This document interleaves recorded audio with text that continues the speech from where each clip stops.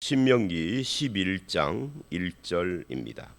오늘 이 본문 말씀은 말씀 순종에 대해서 말씀을 순종하라, 이게 11장 25절까지 내일 말씀도 포함된 여기까지의 내용입니다.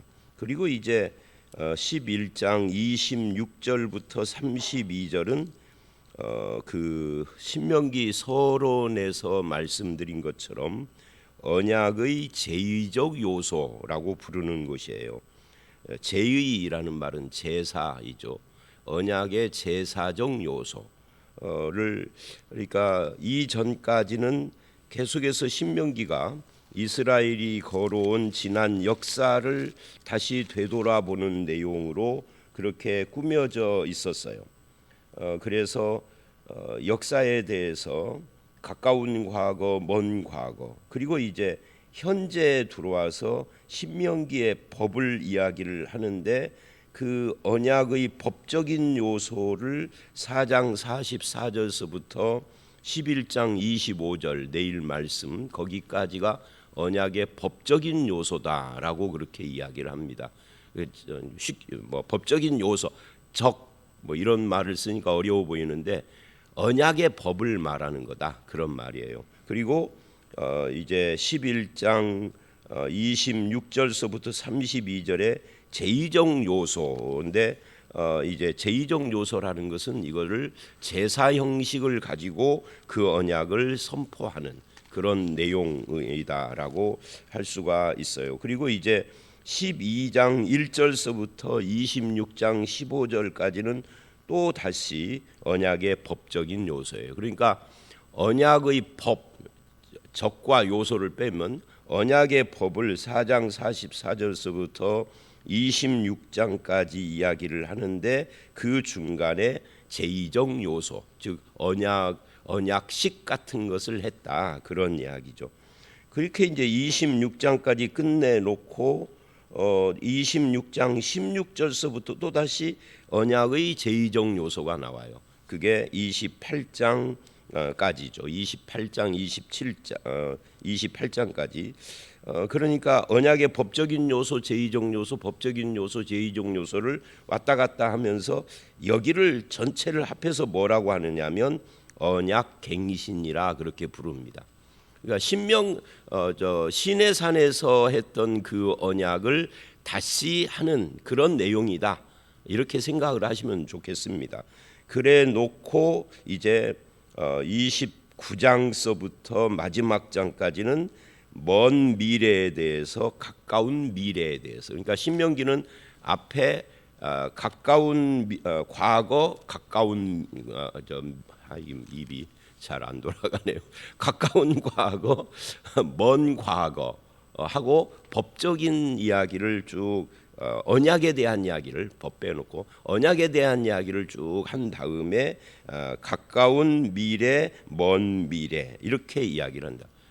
이것도 거꾸로 했네요. 먼 미래, 가까운 미래 이렇게 했다, 그 말이에요. 그래서 신명기가 끝나면 가까운 미래로 끝나는 거니까 바로 직후에 일어나는 일들로 이어지는데 그게 이제 여호수아서가 되는 거겠죠. 하여튼 그런 신명기가 조금 복잡하게 기록이 되어 있습니다, 다른 책에 비해서.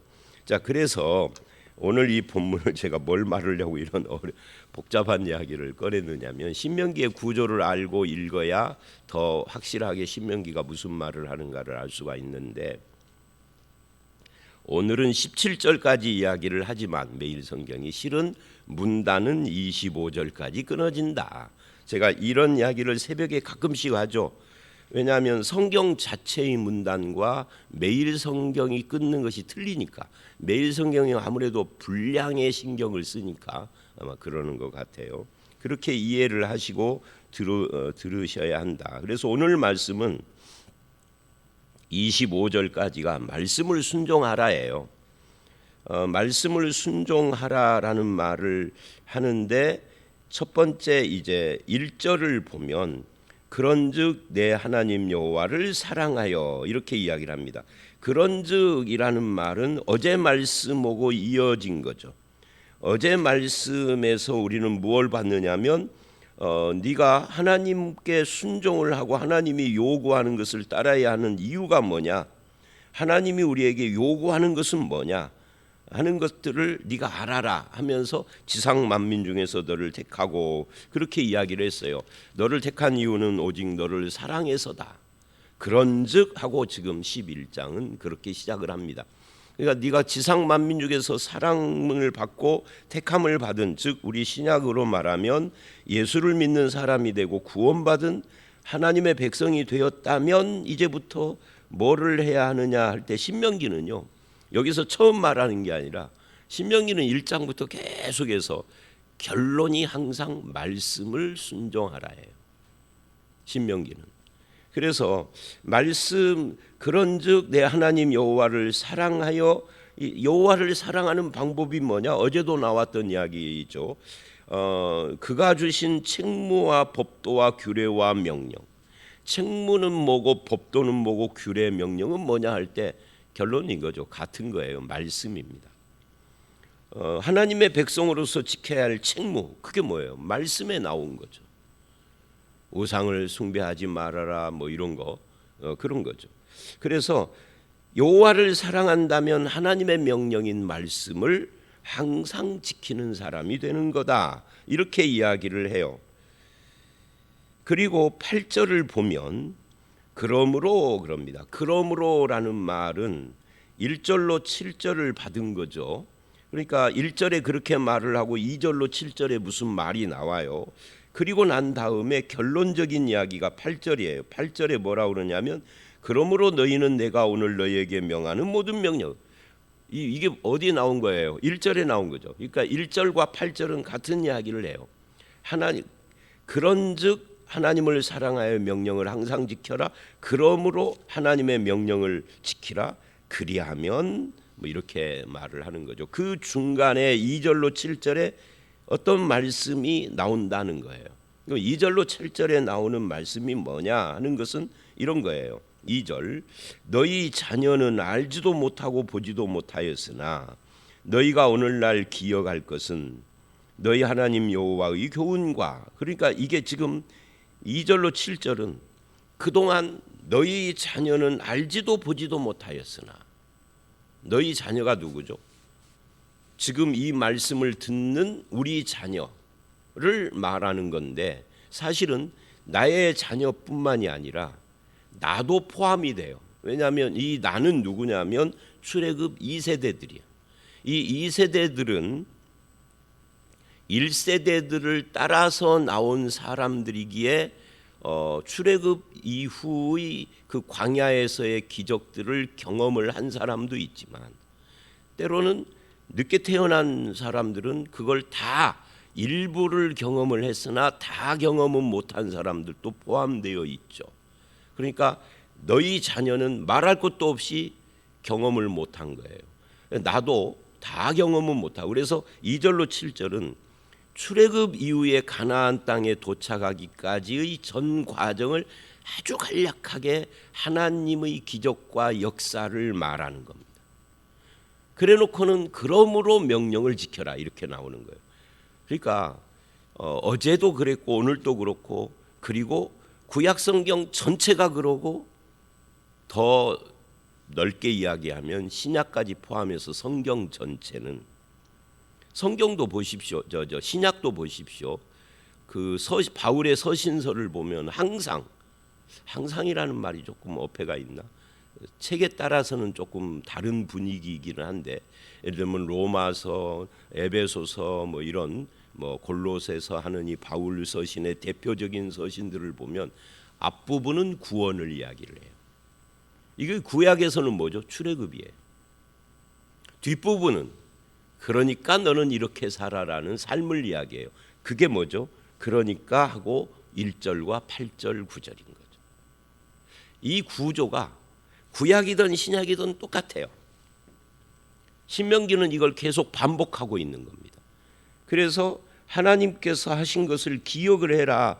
너희 자녀는 알지도 보지도 못했지만 너희가 기억해야 한다.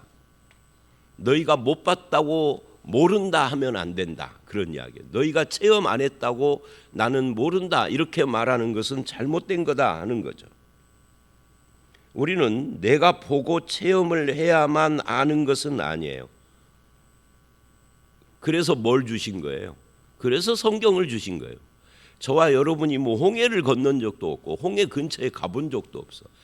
여행으로 혹시 시나이 반도에 가본 분들이 교인들 중에는 있더라고요. 뭐 그런 분들은 홍해를 봤는지는 모르지만 홍해에서 가까우니까 시나이 반도가 옆에는 갔겠죠. 근데 설교하는 저는 안 가봐서 몰라. 그럼 내가 안 가봤으니까 나는 모릅니다. 뭐 구약 출애굽은 나는 모릅니다. 나는 그래서 구약은 안 읽을래요. 그래서 어떤 목사는요, 평생 구약은 설교 않는 목사도 있대요. 신약만 설교는. 어리석기 그지없는 거죠. 그러니까 알지도 못하고 체험도 못한 사람들을 위해서 주신 것이 성경인데, 성경의 기록을 보고 우리는 그 현장에 없어도 그 현장에 있는 자와 똑같은 반응을 해야 하는 것이 신앙인데, 안 그러면 성경 갖다 불태워버려야지. 필요 없는 거지. 그야말로 신약만 하든지, 뭐 신약도 그런 식으로 말하면 나는 예수 안 봤어 그러는 거죠. 그렇게 말하면 안 된다 하는 이야기를 지금 하는 거예요. 너희가 알지 못하고 보지 못하였으나 너희가 아니 알지도 보지도 못했는데 뭘 기억을 해? 근데 기억하래요. 네가 체험을 안 했어도 기억해야 한다. 뭘 기억해야 된다? 하나님의 교훈과 위엄과 강한 손 편팔로 바로 왕을 박살내고 너희를 구원해내서 광야에서 이적을 베풀고 광야에서 행한 일들. 그래서 2절에 이래요. 너희가 오늘날 기억할 것은 하고 쭉 설명을 한 다음에 6절 끝에 맨 끝에 하신 일이라. 이게 뭐죠? 바로 출애굽과 광야예요. 그것을 기억해라. 7절 너희가 여호와께서 행한 이 모든 큰 일을 너희 눈으로 보았느니라. 아니 아까는 알지도 못하고 보지도 못하였으나 그건 자녀 이야기고, 너희는 2세대, 그러니까 자녀는 3세대인데 너희는 2세대니까 2세대들은 아주 어렸을 때 봤단 말이죠. 그죠? 조금 장성해서 나온 친구들은 10대 때 나온 친구들은 그래도 똑똑히 봤고, 뭐 5살, 6살 또는 7, 8살 때 본 친구들도 있을 것이고, 그러니까 너희가 보았느니라. 그러니 기억해라. 결국 신앙생활은 하나님의 은혜와 능력과 이런 것들을 기억하는 거예요. 그것을 체험으로 끝내고 그것 자체가 목적이 되면 안 돼요. 내가 은혜를 체험하는 것이 목적이 돼요. 그래서 체험했어요. 끝. 그게 아니라 은혜를 체험한 것은 기초가 되는 거고 출발이 되는 겁니다. 네가 은혜를 체험하고 하나님의 능력을 체험하고 그랬다면 이제부터 살아야 하는 거죠. 그게 시작이 돼서. 그런데 이스라엘 부모 세대들은 40년간 그런 하나님의 은혜와 기적을 체험했음에도 불구하고 불순종을 했어요. 신앙생활로 이어지지 않았다. 물론 100%가 다 그런 건 아니고 일부가 그랬고 일부의 불순종으로 다른 사람들이 함께 멸망을 했습니다마는 그들이 지옥에 갔다 이 말은 아니에요. 그 앞장서서 불순종을 하고 우상숭배를 한 사람들이야 지옥 갔겠죠. 그러나 전체 이스라엘이 다 구원 취소됐다 이런 이야기는 아닙니다. 가나안 땅에 못 들어가는 것을 이야기를 한 거예요. 가나안 땅은 천국이 아닙니다. 하나님의 통치입니다. 그거 큰 차이는 없습니다만은 우리가 생각하는 영혼 구원을 말하는 건 아니에요. 이런 것까지 다 설명은 복잡해. 그냥 지나가겠습니다. 그러니까 저들은 만나도 먹고 불기둥도 구름기둥도 체험하고 반석의 물도 체험하고 불순종하는 자들을 하나님이 심판하는 것을 봤는데도 그래도 기억하지 못했는데 너희는 기억해라. 그리고 그 은혜에서 떨어지지 말아라.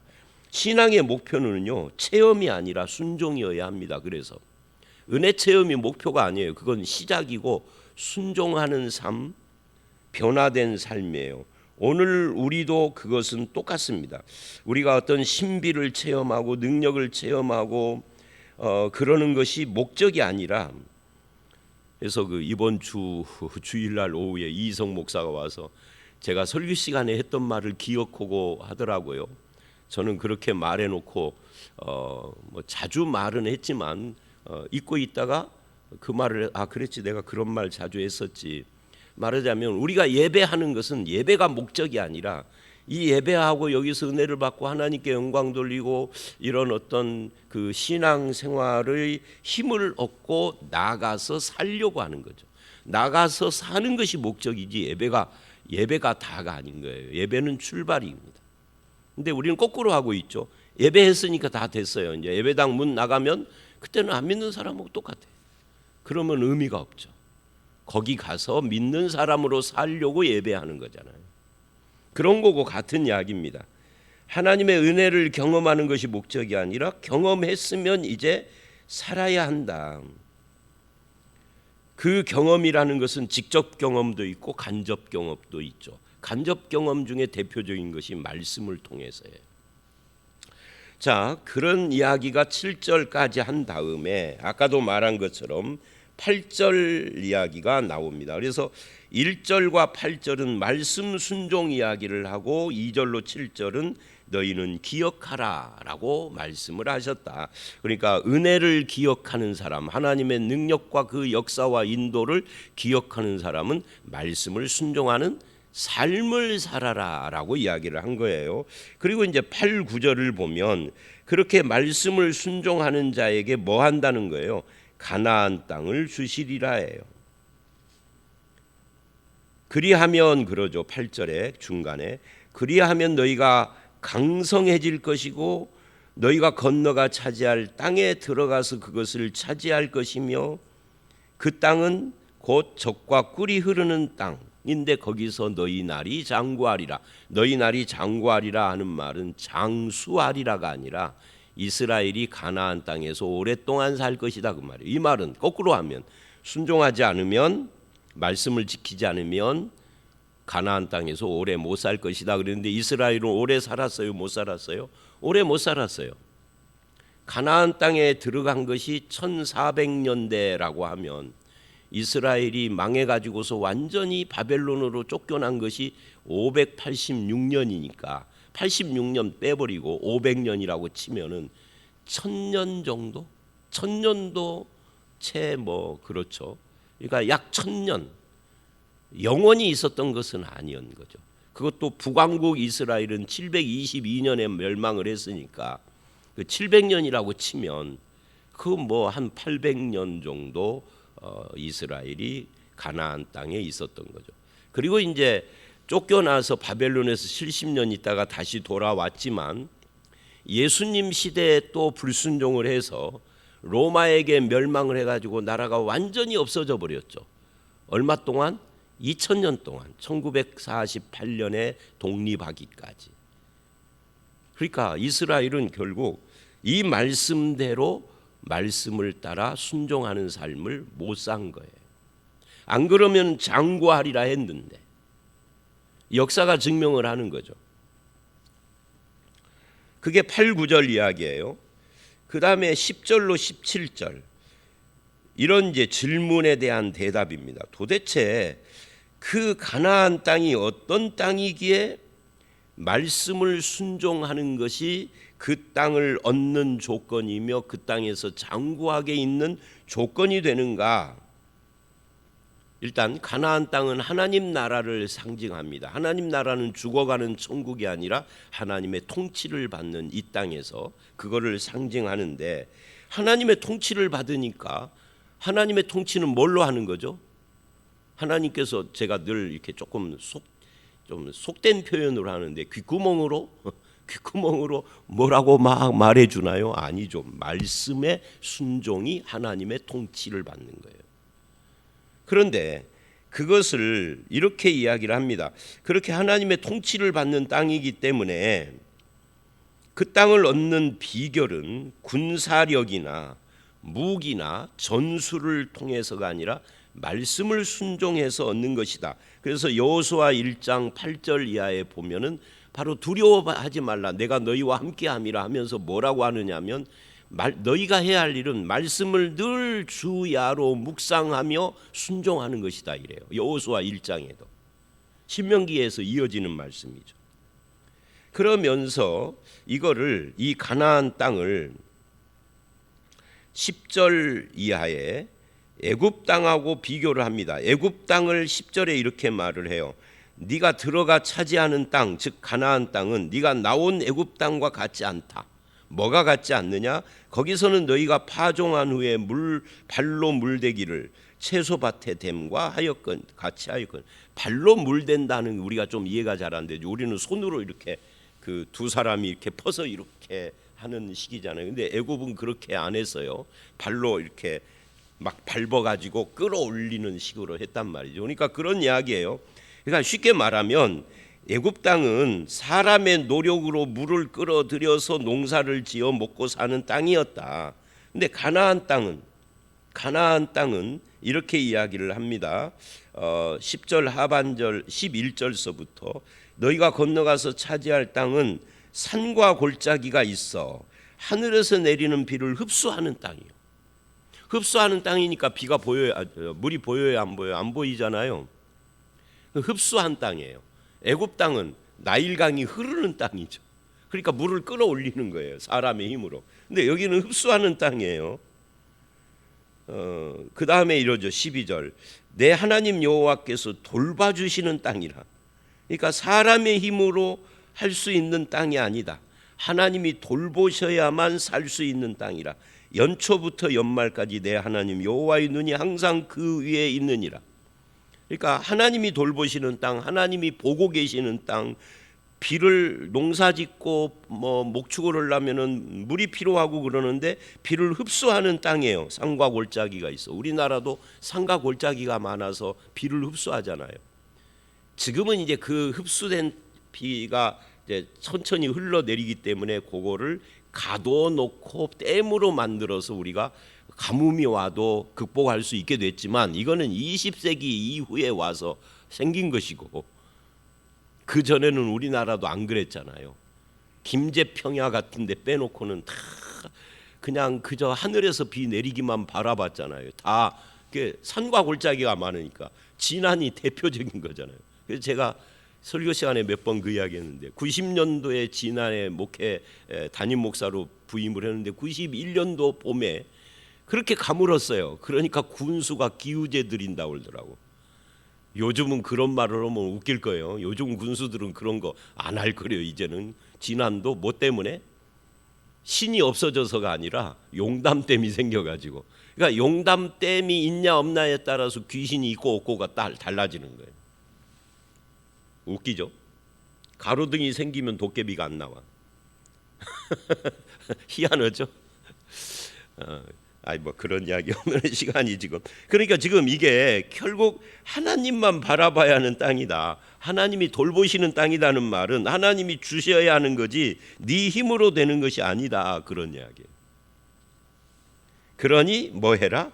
하나님의 명령을 13절 내 명령을 너희가 만일 청종하고 여호와를 사랑하고 섬기면 이 땅에 이른 비와 늦은 비를 적당하게 주겠다. 이른 비와 늦은 비가 이제 구약에 처음 나오죠. 이스라엘에는 우리나라하고 기후가 달라서 이른 비 늦은 비라는 것이 있어서 이른 비가 내려서 파종하고 늦은 비가 내려서 결실을 해서 수확을 하는 거예요. 그러니까 우리나라로 말하면 이런 거죠. 봄에 모심기 하기 전에 물이 좀 와줘야 되잖아요. 그죠? 근데 그때 가물면 막 정수기로 퍼내고 요즘은 이제 댐이 생겨서 안 그러지만 그리고 여름에도 적당히 비가 와야 돼. 이게 추수할 때 태풍이 와버리면 망하는 거예요. 그때는 결실을 해야 하는데 쓰러져 버리니까. 그래서 이른 비와 늦은 비가 적당히 와야 한다는 거. 우리나라식으로 말하면 그런 겁니다. 봄에 비가 와야 할 때 와주고 추수하기 전에 한참 전에 또 한 번 와서 성장을 하게 하고 추수하기 직전에는 비가 안 오고 햇빛이 쨍쨍 쬐어야 그래야 영글고 뭐 이런 이야기예요. 이게 그게 누가 주신다는 거예요? 하나님이 주신다. 하나님이 이 기후와 날씨를 조종하신다, 그런 이야기죠. 그래서 이 땅에서 중요한 건 뭐다는 거예요? 말씀 순종이다는 거예요. 근데 여기서 이제 이른비 늦은비는 우리나라의 봄비하고 뭐 가을비가 아니라, 이른비는 우리나라식으로 말하면 가을비예요. 10월, 11월. 그리고 늦은비는 봄비, 3, 4월에 내리는 비예요. 우리하고는 기후가 다르니까 그렇습니다. 그래서 농사 절기도 좀 다른 거죠. 자, 그래서 말씀을 적당히 주셔야 하니까 이것을 말씀을 순종해야만 된다. 그리고 16절, 너희는 스스로 삼가라 두렵건대 마음에 미혹하여 돌이켜 다른 신을 섬기며, 이건 뭐예요? 불순종하는 자죠. 불순종하는 자에게는 하나님께서 진노하사 하늘을 닫아 비를 내리지 않게 하실 거다. 그게 17절 말씀이죠. 속히 이 땅에서, 이 아름다운 땅에서 속히 멸망할까 하노라. 이스라엘이 초창기에는 안 그랬는데 후반기로 가면서 이렇게 됐죠. 그래서 열왕기 하를 보면 이스라엘 땅에 바알 숭배가 가득해요. 그때 나타난 선지자가 엘리야, 엘리사잖아요. 하늘에서 막 불이 내리고. 여러분, 엘리야 시대 이전에는 선지자가 하늘에서 막 불 내리고 오는 것이 있었어요, 없었어요? 없었어요. 그러니까요, 놀라운 기적이 막 일어나는 그때는요, 심판이 가까운 때예요. 기적이 잘 안 나타나는 때가 복된 시절이죠. 필요가 없는 거예요, 기적이. 자, 오늘 말씀 여기까지입니다. 그래서 오늘 말씀 이제 설명 차원에서 이렇게 미주알 고주알 했지만 전체적으로 그런 이야기예요. 하나님의 명령을 순종하라. 너희가 다 기억하지 않느냐? 보고 체험하고 기억하고 하나님이 주신 은혜와 능력을 보았지 않느냐? 그리고 너희가 들어갈 땅은 하나님이 돌보셔야만 하는 땅이다. 그러니 하나님께 의지하고 말씀을 순종을 하면 그 땅에서 장구하리라. 자, 오늘 구원받은 저와 여러분도 말씀 순종하는 삶을 사는 것이 복된 삶을 살아가는 비결입니다. 말씀을 순종하는 것이 하나님을 의지하고 경외하는 것이죠. 주님의 주 되심을 의지하며 말씀을 순종하고 하나님을 사랑하고 경외하고 섬기는 삶을 살아가는 저와 여러분들이 다 되시기를 주의 이름으로 축원합니다. 함께 기도합니다. 하나님 아버지, 하나님이 베푸신 은혜와 놀라우신 인도와 능력들을 보면서도 우리가 하나님의 말씀을 순종하지 않을 때가 있습니다. 그러나 아버지 하나님, 말씀을 순종하여 하나님을 사랑하고 섬기는 사람에게 하나님께서 주시는 그 은혜와 복을 영원히 누리게 하신다라고 말씀하셨사오니, 아버지 하나님, 하나님을 바라볼 수밖에 없는 환경에 살았던 그런 이스라엘처럼 하나님을 바라보고 의지하고 말씀을 순종하는 저희들이 되게 해 주시옵소서. 아무리 부족한 환경이라 할지라도, 또 삶의 도전과 문제들이 있을지라도 주를 바라보고 말씀에 순종하는 자들의 삶에 주께서 간섭해 주실 줄 믿사오니, 주님 지금도 은혜로 역사하여 주실 줄 믿사옵고 예수님 이름으로 기도드려 싸움나이다. 아멘.